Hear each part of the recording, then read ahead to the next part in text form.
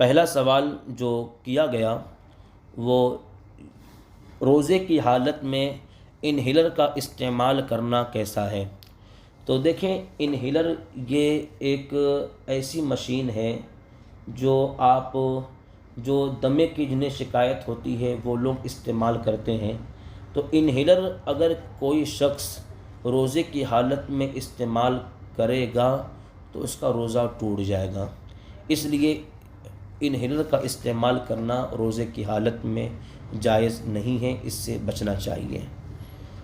دوسرا سوال یہ کیا گیا کہ کیا زمین پر زکوٰۃ دینا فرض ہے۔ دیکھیں، اگر زمین کھیتی کرنے کے لیے ہے تو اس زمین پر زکوٰۃ نہیں ہے۔ زکوٰۃ کس پر ہے؟ سونا، چاندی، پیسہ اور مال تجارت، یعنی وہ سامان جو تجارت کا ہے۔ اور تیسرا جو ہے جانور پر۔ اب جانور کی ایک لمٹ ہے کہ جس کی تفصیل جو ہے کتابوں میں ذکر ہے، تو لہذا جانوروں پہ زکوٰۃ ہے، اور سونا، چاندی، پیسے پہ زکوٰۃ ہے، اور مال تجارت پہ زکوٰۃ ہے۔ لہذا زمین اگر آپ کے پاس کھیتی کرنے کے لیے ہے تو ایسی زمین پر جو ہے زکوٰۃ نہیں ہے۔ یا یوں ہی کوئی خالی پلاٹ ہے جو رکھا ہوا ہے، آپ کو بس آپ نے گھر بنانے کے لیے اسے خریدا ہے تو اس پر بھی زکوٰۃ نہیں ہوگی۔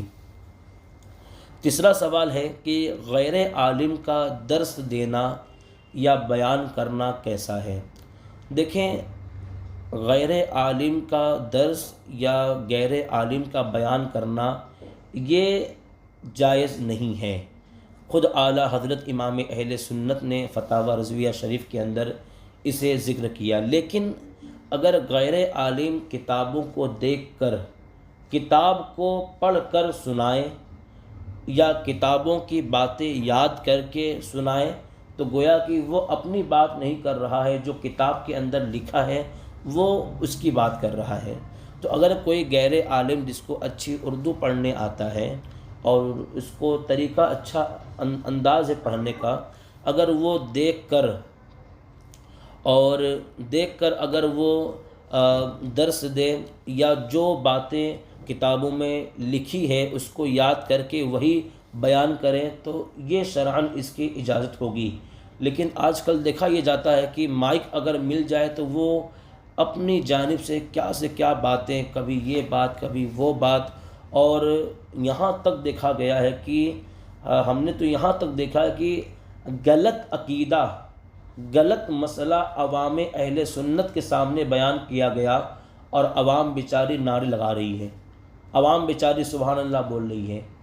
افسوس ہوتا ہے مجھے ایسے نام نہاد عالموں پر جو غلط عقیدہ اہل سنت کے برخلاف جا کر اہل سنت کے عقیدے سے ہٹ کر کوئی نیا عقیدہ عوام کے سامنے پیش کرتے ہیں، اور عوام بیچاری جہالت کی بنیاد پر وہ سبحان اللہ کہتی ہیں، وہ ماشاء اللہ کہتی ہیں۔ انہیں سمجھ میں نہیں آ رہا کہ یہ بندہ کہہ کیا رہا ہے۔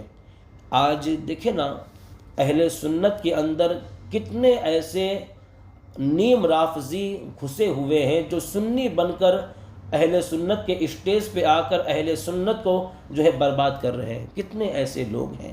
اللہ ایسے ظالموں سے اور اللہ ایسے جو ہے فتنہ پرور لوگوں سے ہمیں محفوظ فرمائے۔ ایمان ہے تو سب کچھ ہے۔ ایمان اگر ختم ہو گیا تو سمجھے آپ برباد ہو گئے، نہ دنیا آباد ہوگی نہ آخرت آباد ہوگی۔ آج یہ حالات ہیں۔ میں اپنے چاہنے والوں سے یہ گزارش کروں گا کہ اپنا ایمان و عقیدہ مضبوط رکھیں۔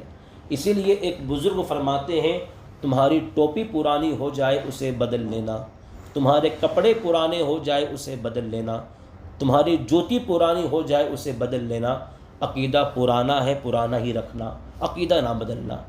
تو یہ ماحول آج فتنے ایسے ہیں چاروں طرف سے کہ ہر بندہ ایک نئی بات لا رہا ہے، ہر بندہ ایک نئی بات پیش کرنے کی باتیں کر رہا ہے، اور غلط عقیدے بیان کر کے عوام اہل سنت گمراہ کیا جا رہا ہے۔ اس وقت کا سب سے بڑا فتنہ رافضیت ہے۔ ہمیں اپنے آپ کو اس سے بچانا ہے۔ اس سے آپ کب بچیں گے؟ جب ایسے عالموں سے آپ کا وابستہ ہوگا جو عالم مسلک اعلیٰ حضرت کے وفادار ہیں، مسلک اعلیٰ حضرت کی تعلیمات پہ عمل کرنے والے ہیں، تب جا کر آپ اپنا ایمان و عقیدہ محفوظ کر سکتے ہیں، ورنہ حالات کیسے ہیں؟ دیکھیں انسان برباد کیوں ہوتا ہے؟ ایک حدیث پاک ہم نے پڑھی ہے، آقا کریم صلی اللہ علیہ وسلم نے فرمایا کہ اپنی صبح ایسی حالت میں کرو کہ یا تو تم عالم رہو یا تم متعلم رہو، یا تم علماء کی صحبت میں بیٹھنے والے رہو، یا پھر تم علماء سے محبت کرنے والے رہو۔ چار باتیں آقا کریم علیہ الصلوۃ والسلام نے فرمایا کہ یا تو عالم بنو، یا متعلم علم دین سیکھنے والے بنو، یا علماء کی صحبت میں بیٹھنے والے بنو، یا علماء سے محبت کرنے والے بنو، پانچواں نہ بننا ورنہ ہلاک ہو جاؤ گے۔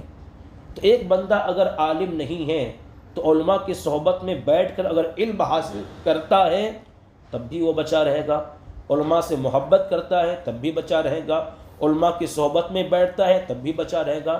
لیکن اگر یہ چاروں چیز نہیں اس کے اندر ہے تو پانچویں راستے کی جانب وہ بڑھ رہا ہے، جس سے سرکار نے منع فرمایا کہ پانچواں نہ بننا ورنہ ہلاک ہو جاؤ گے۔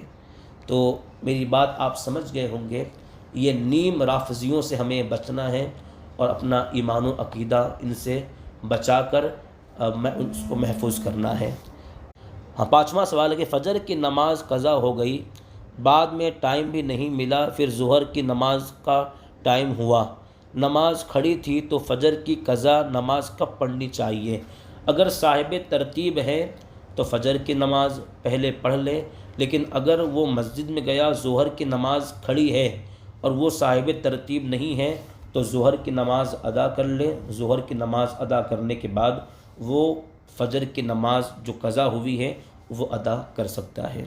یہ کچھ باتیں تھیں، کچھ سوالات تھے جس کے جوابات آپ کے سامنے ہم نے دیے۔